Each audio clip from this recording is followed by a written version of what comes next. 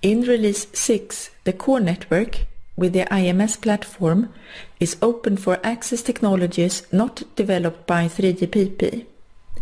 Examples could be wireless LANs or WiMAX developed by IEEE, Institute of Electrical and Electronics Engineers.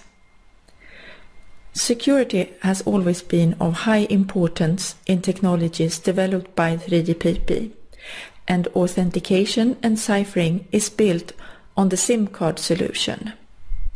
The SIM card contains a very secret key from which parameters are calculated used for security.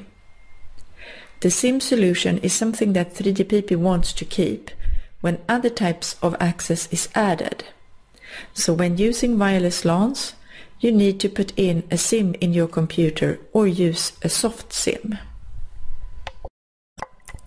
In Release 6, HSUPA, High-Speed Uplink Packet Access, is added in the access network.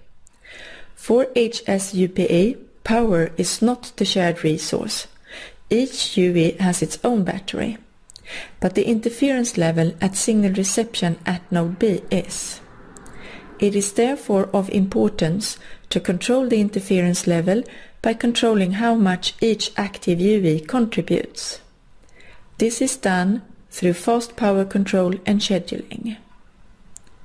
For HSDPA, power and possibly also codes is the resource to be shared, whilst in HSUPA it is the contribution to the interference.